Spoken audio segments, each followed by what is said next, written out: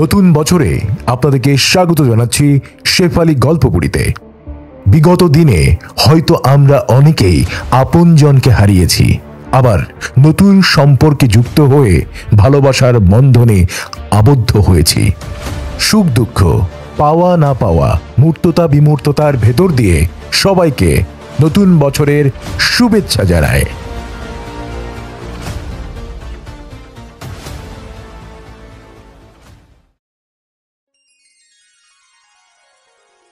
হয়তো প্রতিটি শিক্ষার্থীর জীবনেই একজন ডক্টর আব্দুর রাজ্জাক থাকেন।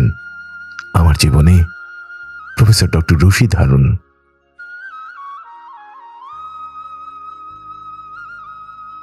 আমার সেই শিক্ষকের চরণে শ্রদ্ধা নিবেদন করে শুরু করছি যদ্যপি আমার গুরু আহমদ সফা। শেফালি গল্পপুরীতে শুনছিলেন আহমদ সফার যদ্যপি আমার গুরু। আজ দ্বিতীয় পর্ব। প্রফেসর আব্দুর রাজ্জাকের সঙ্গে পরিচিত হওয়া আমার জীবনে অত্যন্ত গুরুত্বপূর্ণ ঘটনার সময়ের একটি। দৃষ্টিভঙ্গির স্বচ্ছতা নির্মাণে, নিষ্কাম জ্ঞান চর্চার ক্ষেত্রে প্রচলিত জনমত উপেক্ষা করে নিজের বিশ্বাসের প্রতি স্থির থাকার ব্যাপারে প্রফেসর আব্দুর রাজ্জাকের মতো আমাকে অন্য কোনো জীবিত বা মৃত মানুষ অতটা প্রভাবিত করতে পারেনি। প্রফেসর আব্দুর রাজ্জাকের সান্নিধ্যে আসতে পারার কারণে আমার ভাবনার পরিমণ্ডল বিস্তৃততর হয়েছে। মানুষ জীবন ঋদ্ধ এবং সমৃদ্ধতর হয়েছে। আমি যদি বসওয়েলের মতো পরিপাটি স্বভাবের মানুষ হতাম, কিংবা একারমানের মতো শৃঙ্খলানিষ্ঠ আনুগত্য আমার থাকত, বসওয়েল যেভাবে জনসনের একটি বিশ্বাসযোগ্য চরিত্র সকলের সামনে তুলে ধরতে পেরেছেন, অথবা একারমান যেমন অখণ্ড বিশ্বস্ততা সহকারে দিন তারিখ প্রহর উল্লেখ করে মহাকবি গেতের কথোপকথন লিপিবদ্ধ করে রেখে গেছেন, সে ধরনের একটা গ্রন্থ প্রফেসর রাজ্জাকের ওপর রচনা করা হয়তো আমার পক্ষে অসম্ভব হতো না। আমি গল্প, কবিতা, উপন্যাস এ সকল জিনিস লিখে থাকি এবং লিখে আনন্দ পেয়ে থাকি। সৃষ্টিশীল মানুষেরা সাধারণত বিপজ্জনক ধরনের হয়ে থাকেন। বাইরে তারা যতই নিরীহ এবং অপরের প্রতি মনোযোগী হয়ে থাকুন না কেন, ভেতরে তাদের স্বেচ্ছাচারী হওয়া ছাড়া উপায় থাকে না। যেখানে আত্মপ্রকাশের বিষয়টি অপর সকল কিছুকে ছাপিয়ে ওঠে, সেখানে ব্যক্তিকে অনিবার্যভাবে স্বেচ্ছাচারী হয়ে উঠতে হয়। সৃষ্টিধর্মের নিয়ম ছাড়া বাইরের কোনো নিয়ম সেখানে ক্রিয়াশীল হয়ে উঠতে পারে না।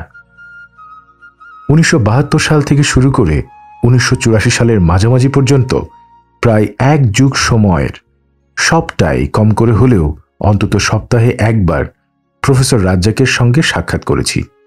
নানা বিষয়ে তার বক্তব্য ঘণ্টার পর ঘণ্টা মুগ্ধ হয়ে শুনেছি। ধর্ম, সমাজ, রাষ্ট্র ইত্যাকার বিষয়ের উপর যে সকল কথা স্বতঃস্ফূর্তভাবে তিনি বলে গেছেন, সেগুলো যদি দিন তারিখ উল্লেখ করে যথাযথভাবে টুকে রাখতে পারতাম, আমি আমার দেশের মানুষের সামনে জ্ঞান বিজ্ঞানের একটা রত্নভাণ্ডারের পরিচয় তুলে ধরতে পারতাম। এই রচনার পরবর্তী অংশে আমি সেই সকল কথাই বলবো যেগুলো অদ্যাবধি আমার পক্ষে ভুলে যাওয়া সম্ভব হয়নি। আমার দ্বিধা এবং শঙ্কার পরিমাণও সামান্য নয়। প্রফেসর রাজ্জাক যে স্পিরিটে কথা বলেছেন, আমার উপস্থাপনায় সেই জিনিসটি অবিকৃতভাবে রক্ষিত হয়েছে এমন দাবি করাও আমার পক্ষে সম্ভব নয়।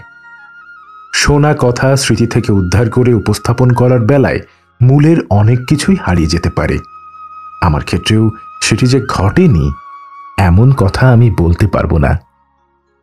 বিগত অর্ধ শতাব্দীরও অধিক সময় ধরে আমাদের দেশের কৃতবিদ্যা ব্যক্তিদের একটা বিরাট অংশ প্রফেসর রাজ্জাকের সংস্পর্শে এসেছেন। তারা বিশ্ববিদ্যালয়, কলেজসমূহ, আমলাতন্ত্র, রাজনীতি এবং আইন ইত্যাকার নানা পেশার মধ্যে ছড়িয়ে রয়েছেন।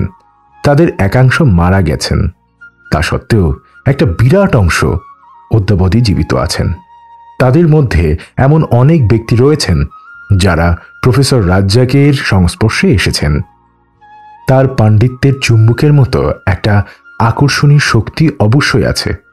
বিদেশের অনেক বিদগ্ধ ব্যক্তিও নানা সময়ে প্রফেসর রাজ্জাকের ব্যক্তিত্বের সম্মোহনে তার প্রতি আকৃষ্ট হয়েছেন। পরবর্তী জীবনে তাদের কেউ কেউ বিশ্বব্যাপী খ্যাতি ও পরিচিতির অধিকারী হয়েছেন। সে তুলনায় আমি নিতান্তই সামান্য মানুষ। প্রফেসর রাজ্জাকের একনিষ্ঠ ভক্ত অগ্রপতিম অধ্যাপক সর্দার ফজলুল করিম তার সঙ্গে আলাপচরিতার ভিত্তিতে যে অসাধারণ গ্রন্থটি রচনা করেছেন, সেরকম যোগ্যতা, একাগ্রতা এবং বিষয়নিষ্ঠা আমি কোথায় পাব? আমি এই রচনার পরবর্তী অংশে প্রফেসর রাজ্জাককে উপলক্ষ করে যে সকল কথা বলছি, তার মধ্যে প্রফেসর রাজ্জাক কতটুকু আছেন, আমি কতটুকু, ভেদ রাখাটি আমার কাছেও স্পষ্ট নয়। মোটের উপর এই রচনাটি দাঁড়াচ্ছে মহাকবি আলাউলের ভাষায় গুরু মোহাম্মদে করি ভক্তি, স্থানে স্থানে প্রকাশিব নিজ মনোক্তি, অনেকটা এরকম। আমি বন্ধুবান্ধবদের কাছে একজন জ্ঞানী শিক্ষকের নাম জানতে চেয়েছিলাম, যাকে আমার পিএইচডি থিসিসের পরামর্শক হিসেবে বেছে নিতে পারি। সকলে আমাকে বললেন, তুমি রাজ্জাক সাহেবের কাছে যাও, তার মতো পণ্ডিত আর একটাও নেই। সে সময় প্রাইভেট পরীক্ষার্থী হিসেবে পলিটিক্যাল সায়েন্সে পরীক্ষা দিচ্ছিলাম। বিশ্ববিদ্যালয়ে আমি বাংলা বিভাগের ছাত্র ছিলাম।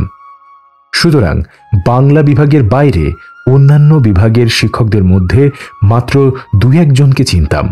পলিটিক্যাল সায়েন্সের ম্যাক মানে মোজাফফর আহমদ চৌধুরী সাহেবকে দূর থেকে দেখেছি। আব্দুর রাজ্জাক নামের একজন শিক্ষক আছেন জানতে পারলাম যখন আমার পিএইচডি থিসিসের একজন সুপারভাইজার বেছে নেয়ার কথা উঠল। আমি স্থির করলাম একদিন রাজ্জাক সাহেবের বাড়িতে গিয়ে আমার থিসিসের সুপারভাইজার হওয়ার অনুরোধটা করব। বন্ধু বান্ধবেরা আমাকে এই মর্মে হুঁশিয়ার করে দিল যে রাজ্জাক সাহেব ভীষণ নাকুচু স্বভাবের মানুষ, বাঘা বাঘা লোকেরাও তাঁর কাছে ঘেঁষতে ভীষণ ভয় করেন। সুতরাং কথাবার্তা সাবধানে বলবে। যদি তার অপছন্দ হয় পত্রপাঠ দরজা দেখিয়ে দেবেন। অনেক দ্বিধা, অনেক শঙ্কা এবং সংকোচ নিয়ে একদিন বিকেলবেলা প্রফেসর রাজ্জাকের বাড়িতে গেলাম। তখন তিনি শহীদ মিনারের বিপরীতে বিশ্ববিদ্যালয়ে শিক্ষকদের কোয়ার্টারের একটিতে নিচের তলায় থাকতেন। দরজা আধ ভেজানো অবস্থায় ছিল। আমি খানিকক্ষণ ইতস্তত করছিলাম, যদি দরজা ঠেলে সোজা ঢুকে পড়ি কেমন দেখাবে। মনে তো সংখ্যা ছিলই, কোনো আচরণ যদি বেয়াদবি ঠেকে। বেশ কিছুক্ষণ সময় অপেক্ষা করার পরও কাউকে না পেয়ে আমি ভয়ে ভয়ে দরজা ঠেলে ভেতরে প্রবেশ করলাম। ঘরটির পরিসর বিশেষ বড় নয়, চারদিক বই পুস্তকে ঠাসা। ঘরটিতে একটি মাত্র খাট, না খাট বলা ঠিক হবে না, চৌকি। সামনে একটি ছোট টেবিল। চৌকির আবার একটি পায়া নেই। সেই জায়গায় বইয়ের উপর বই রেখে ফাঁকটুকু ভরাট করা হয়েছে।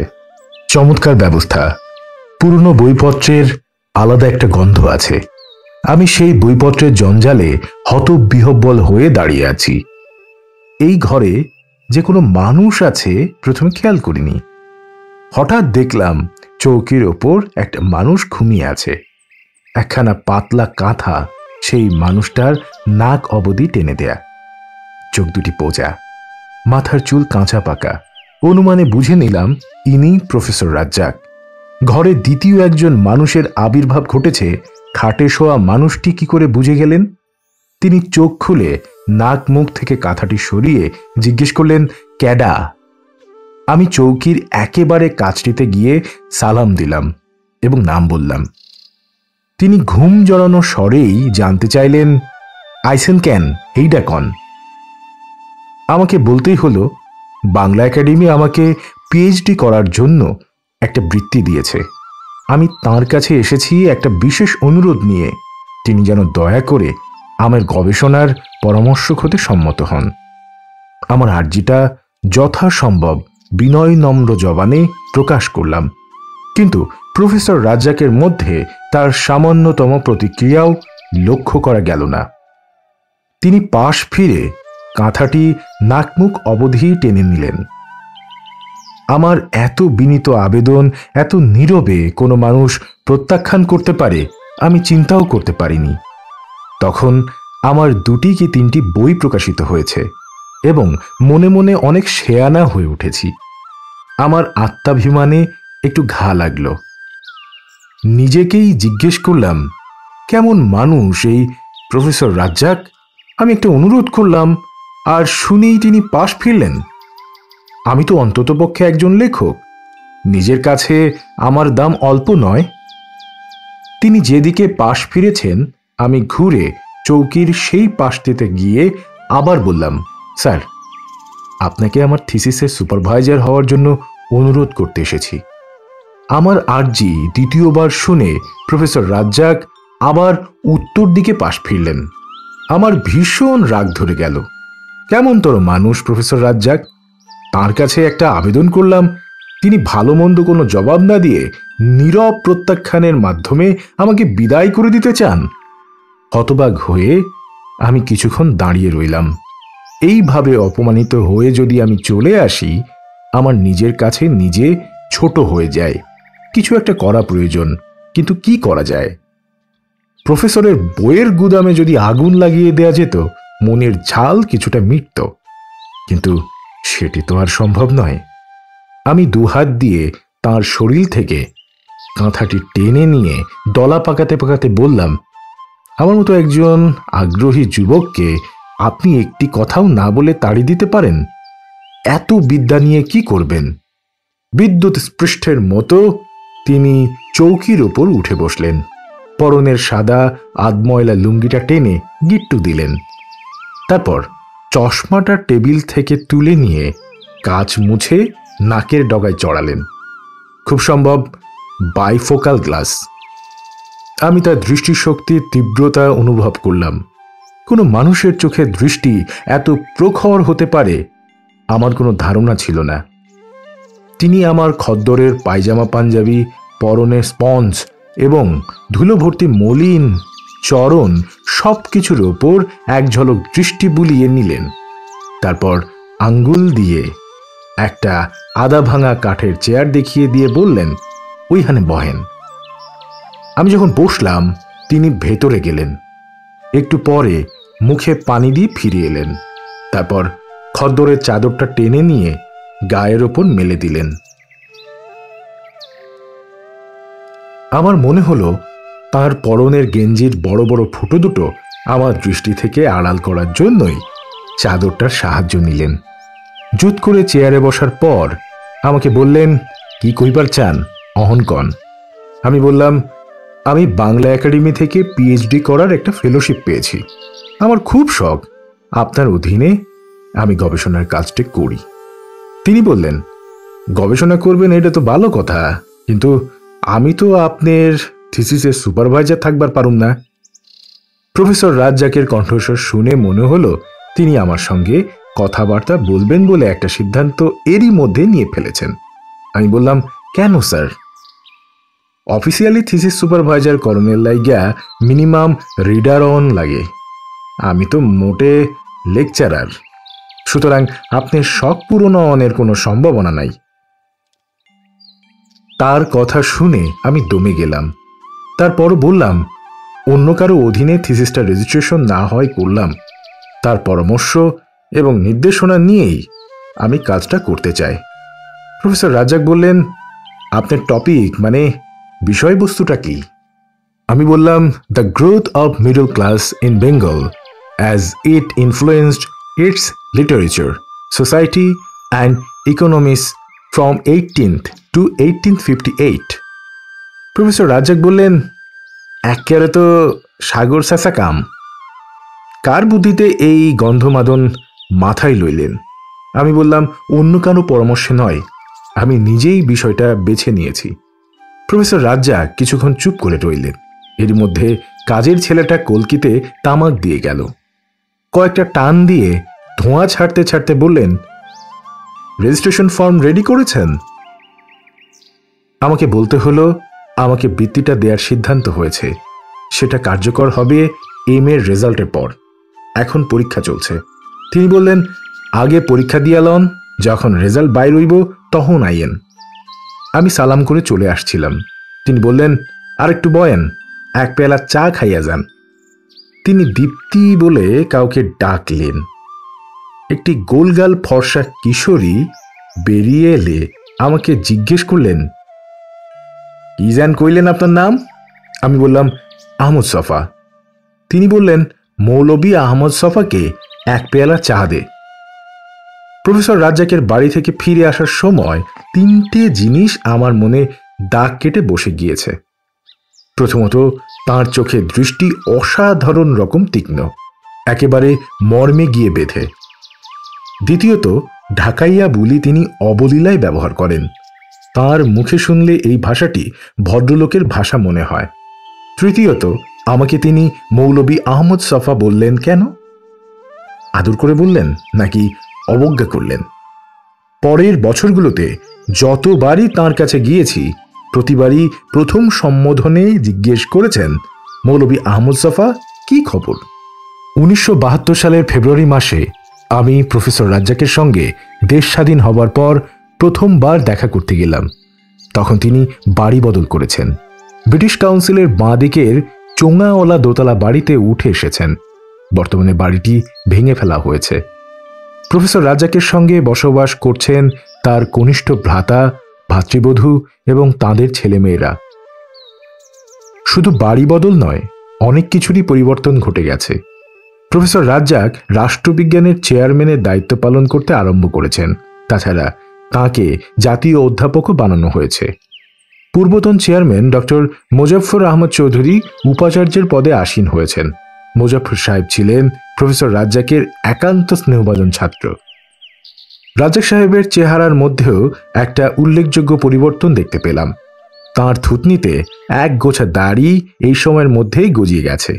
এই নতুন জন্মানো দাড়ির গোছাটি তাঁর মুখের আদল একেবারে সম্পূর্ণরূপে বদলে দিয়েছে। পাঞ্জাবি পায়জামার পরিবর্তে তিনি যদি কলারহীন লম্বা শার্ট এবং প্যান্ট পরতেন, অবিকল ভিয়েতনামের হোচিমিন বলে চালিয়ে দেওয়া যেত।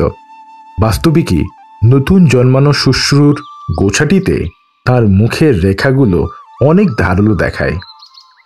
তিনি জানালেন, মুক্তিযুদ্ধের এই 9 মাস তাঁকে কেরানীগঞ্জের নানা জায়গায় পালিয়ে বেড়াতে হয়েছিল এবং এই সময়ের মধ্যেই তিনি দাঁড়ির গোছাটি একরকম বিনা পরিচর্যায় গজিয়ে তুলতে সক্ষম হয়েছেন।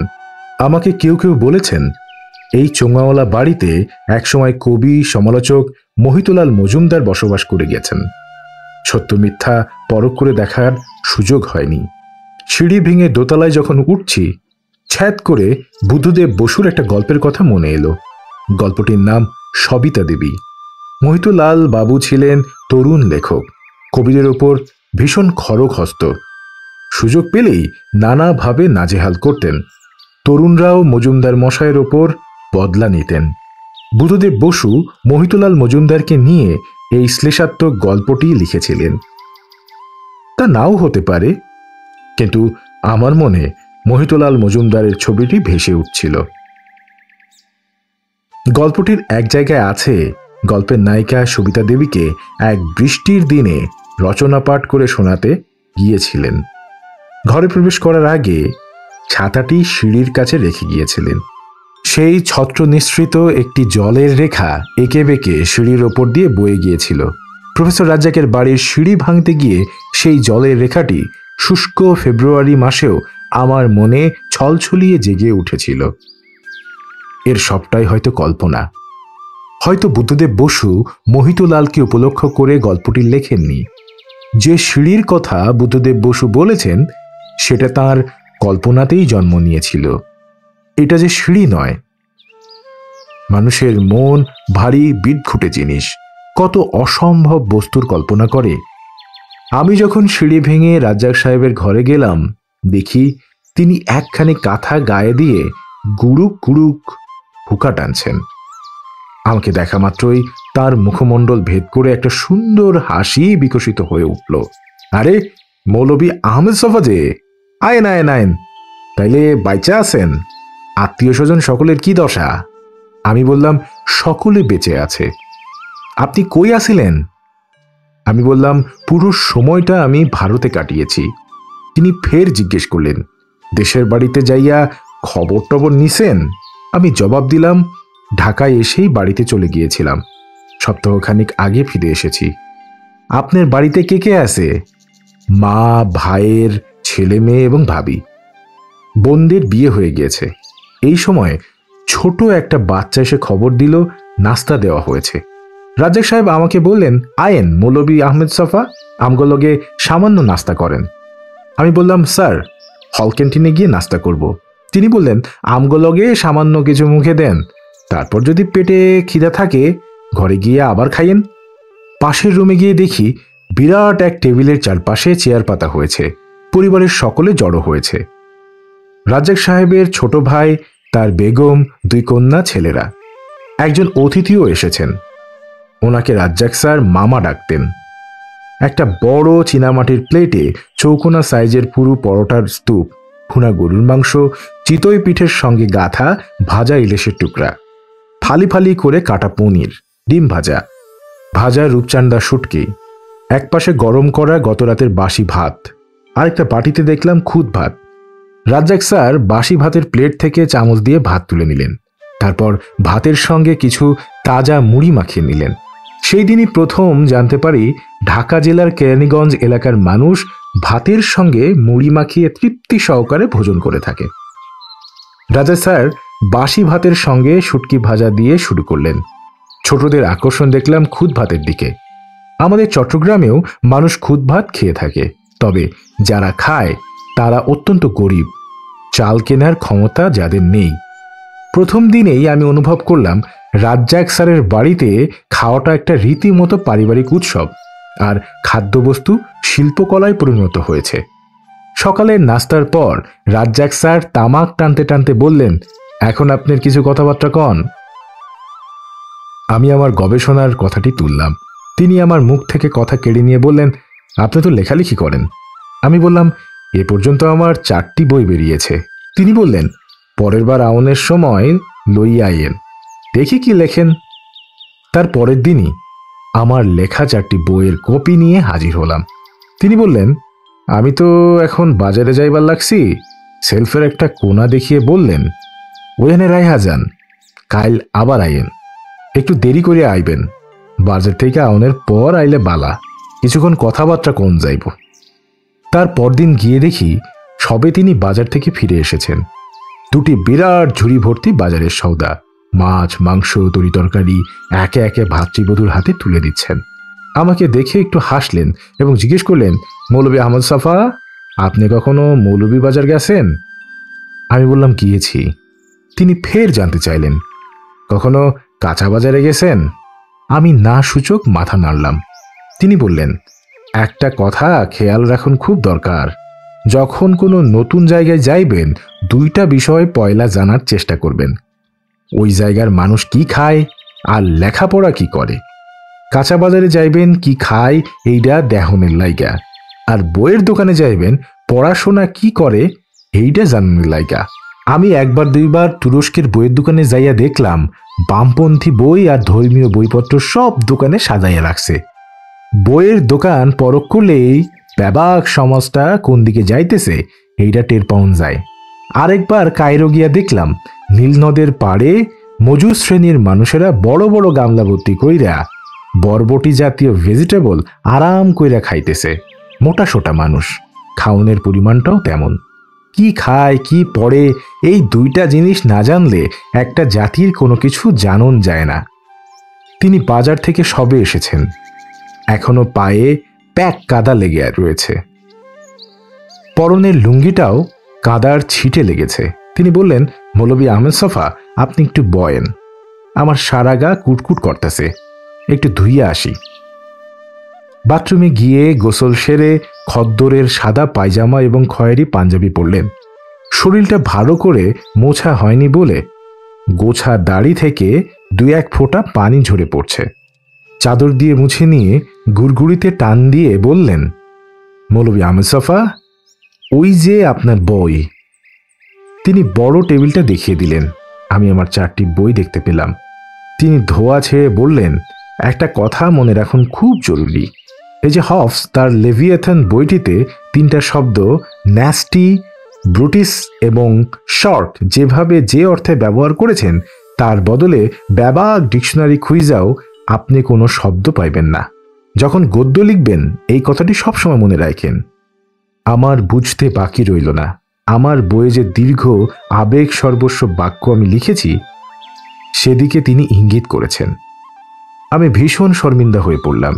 ছোট যে বাচ্চাটা তামাক সেজে দিত, চা এনে দিত, নামটি এখন ভুলে গেছি, বাচ্চাটিকে দেখে বললেন, এই 2 পেয়ালা চা দিয়া যা। মৌলভী আহমেদ সফা চা খান। চুমুক দিতে দিতে বললেন, সবসময় লেবু দিয়ে চা খাইবেন, চায়ের যে দোষ আছে ব্যাবাগ এককেরে কাইটে যাইব। আমি তো সারাদিন চা খাইয়া টিকা আসি। চা শেষ করার পর বললেন, আপনি জসিমউদ্দিনের লেখাটেখা পড়েন? জসিমউদ্দিন শব্দটা উচ্চারণ করার সময় দন্তস্বটা 6-এর মতো উচ্চারণ করতেন। আমি জবাব দিলাম, এক সময়ে জসিমউদ্দিন সাহেবের লেখা পড়তাম, এখন আর কোনো আগ্রহ বোধ করি নে। রাজা স্যার বললেন, আমি জসিমউদ্দিনের লেখা খুব পছন্দ করি, আপনি কি তার আত্মজীবনী পড়েছেন? আমি বললাম, জীবন কথার কথা বলছেন স্যার? পড়েছি। গদ্যটি কেমন? খুব সুন্দর। রাজা সাহেব বললেন, এরকম রচনা সচরাচর দেখা যায় না। তারপর তিনি হুঁকো টানতে টানতে জসিমউদ্দিনের গল্প বলতে আরম্ভ করলেন। একসময় কলকাতায় আমি এবং জসিমউদ্দিন এক বাড়িতে থাকতাম। একদিন জসিমউদ্দিন আমাকে কাপড় চোপড় পইরা তাড়াতাড়ি তৈয়ার হইবার তাগাদা দিতে লাগলেন। আমি জিগাইলাম, কই যাবার চান? জসিমউদ্দিন কইলেন, এক জায়গায় যাওন লাগবো। কাপড় চোপড় পইরা তার লগে হাইটা হাইটা যখন এসপ্লানেডে আইলাম, জসিমউদ্দিন ঘাট চুলকাইয়া কইলেন, কও দেখি এখন কই যাওন যায়? এইরকম কাণ্ড অনেকবার হইছে। একটুখানি হাসলেন। কবি জসিমউদ্দিনের প্রসঙ্গ ধরে কবি মোহিতলালের কথা উঠল। মোহিতলাল মজুমদার পূর্ব বাংলার উচ্চারণ রীতিটি বরদাস্ত করতে পারতেন না। কবি জসিমউদ্দিনের একটি কবিতার বইয়ের নাম ছিল ধানক্ষেত। মোহিতলাল বাবু ব্যঙ্গ করে বললেন, জসিমউদ্দিন ধান খেত। মোহিতলালের জীবের মধ্যে বিষ আছিল। তার ঠাট্টা রসিকতা এমনভাবে ছড়াইয়া পড়ল, জসিমউদ্দিন বেচারা যানজাউনের দশা। একদিন আমি মোহিতবাবুকে চ্যালেঞ্জ কইরা বসলাম, কইলাম, আপনি জসিমউদ্দিন রে এত ঠাট্টা করেন কেন? বাংলা সাহিত্যের ইতিহাসে যদি জসিমউদ্দিনের উপর এক অধ্যায় লেখা হয়, আপনারে নিয়ে লিখব মাত্র 4 লাইন। এরপরে রাজ্জাক সাহেব একটি সাম্প্রতিক প্রসঙ্গের অবতারণা করলেন। দেখেন, বাংলাদেশ সরকার জসিমউদ্দিনরে কিছু করল না, আমারে আর জয়নুল আবেদিন সাহেবরে মুশকিলে ফালাইয়া দিছে। আমগো দুইজনরে ন্যাশনাল প্রফেসর বানাইয়া দিছে, আর জসিমউদ্দিনরে কিছু বানায় নাই। আলোচনার একটা পর্যায়ে কাজী নজরুল ইসলামে এসে ঠেকল। তিনি কিভাবে নজরুলের রচনার সঙ্গে পরিচিত হন সেই কাহিনী বয়ান করলেন। রাজ্জাক স্যার যা বলছিলেন তার সবটুকু আমি ভুলে বসে আছি। শুধু এটুকু মনে আছে, নজরুলকে ঢাকার জলসায় তিনি গান গাইতে দেখেছেন। এটাও জানালেন, নজরুল ইসলাম এবং দ্বিজেন্দ্রলাল তনয় দিলীপ রায়ের মধ্যে একটি প্রতিযোগিতার ভাব ছিল। রাজা সাহেব জানালেন, কলকাতায় তারা যেখানে থাকতেন সে জায়গাটা কাননবালার বাড়ির খুব কাছাকাছি ছিল। কাননের বাড়িতে নজরুল ইসলাম পড়ে থাকতেন। ওস্তাদ জমির উদ্দিন এবং কাজী নজরুল ইসলাম মিলে সুরের নানা রকম পরীক্ষা নিরীক্ষা করতেন। কোথাও আড্ডায় মজে গেলে নজরুল ইসলামের দিনরাত খেয়াল থাকত না। মাঝে মাঝে নজরুলের শাশুড়ি গিরিবালা দেবী এসে কাননের বাড়ি থেকে নজরুলকে ধরে নিয়ে যেতেন। কাজী নজরুল ইসলামের প্রসঙ্গ উঠলে রাজ্জাক স্যার শিশুর মতো উচ্ছ্বসিত হয়ে উঠতেন। নজরুলের জন্য তার প্রাণে এক গভীর ভালোবাসা সঞ্চিত ছিল। তিনি প্রায়ই বলতেন, বৈষ্ণব কবিদের পর কোনো গীতিকারী নজরুলের মতো জনচিত্তে অমন আসন লাভ করতে পারেনি। তিনি প্রেমের মিত্তিরের একটা কবিতার লাইন আবৃত্তি করলেন, বজ্রবিদ্যুৎ ফুল, এই তিনি নজরুল। রাজ্জাক স্যারের কথা শুনতে শুনতে অনেক বেলা হয়ে গেল। এরই মধ্যে কজন প্রবীণ ব্যক্তি তার সঙ্গে দেখা করতে এলেন। তাদের কাউকে আমি চিনি না। এক ভদ্রলোকের সঙ্গে তিনি বিলেতের গল্প করতে আরম্ভ করলেন। বিলেতের কথা উঠতেই খাওয়া দাওয়ার প্রসঙ্গ উঠল। রাজ্জাক স্যার বললেন, ইহুদিদের মাংসের দোকানের বেশিরভাগ ক্রেতা মুসলমান।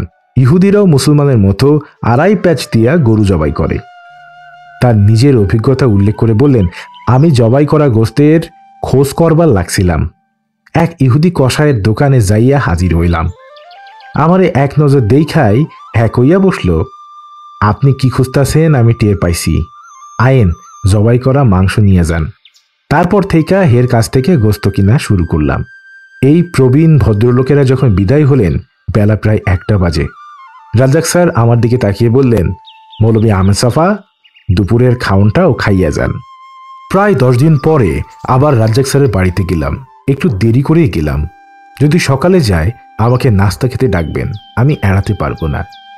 ওনার বাড়িতে রোজ রোজ খেয়ে যদি উপাদেয় খাবারের রসনায় অভ্যস্ত হয়ে যায়, ইন্টারন্যাশনাল হোটেলে ফজলুর নাস্তা আমার জিভে রুজবে না। স্যারের বাড়িতে গিয়ে দেখি আজ ছেঁড়া গেঞ্জিটার ওপর খদ্দরের চাদর চাপিয়ে দাবার বোর্ডের সামনে বসে আছেন।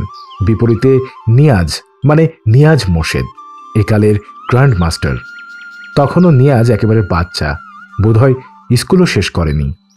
নিয়াজকে একজন দক্ষ দাবারু হিসেবে গড়ে তুলতে রাজ্জাক স্যার অনেক কিছু করেছেন, তার পারিবারিক বিপর্যয় সামাল দেওয়া পর্যন্ত। দেখলাম রাজ্জাক স্যার এবং নিয়াজ দাবা খেলার টেকনিক, ফন্দি ফিকির নিয়ে গভীর আলাপ করছেন। নানা রকম চাল বোর্ডে দিয়ে বইয়ের সঙ্গে মিলিয়ে নিচ্ছেন। আমাকে দেখে স্যার সেই পুরনো হাসি হেসে বললেন, মৌলভী আহমেদ সাফা, বয়েন। আমি বসেই রইলাম। তিনি নিয়াজের সঙ্গে দাবা নিয়ে মত্ত হয়ে রইলেন। ঘড়ির কাঁটা 9টার ঘর থেকে 10টার ঘরে এসেছে। বসে বসে আমার পায়ে ঝিম ধরার উপক্রম। আমি উঠে গিয়ে সেলফে বই দেখতে থাকলাম। সমাজবিজ্ঞান, রাজনীতি, ইতিহাস, রাষ্ট্রতত্ত্ব ইত্যাকার নানা বিষয়ে গভীর মলাটের বই। আমার মনে হলো এগুলোতে দাঁত বসানোর ক্ষমতা আমার জন্মায়নি। খোঁজাখুঁজি করতে করতে সেলফের একটা তাকে ফরাসি সাহিত্যের কিছু বইয়ের সন্ধান পেয়ে গেলাম। বালজাকের রচনাবলী, ফ্লোবেয়ারের উপন্যাস, মোফাস্সার রচনা, ভিক্টর হুগোর বই, ফরাসি সাহিত্যের এতগুলো প্রধান লেখকের বই একসঙ্গে আমি কোথাও দেখিনি। আমার হৃদয় স্পন্দন বেড়ে গেল।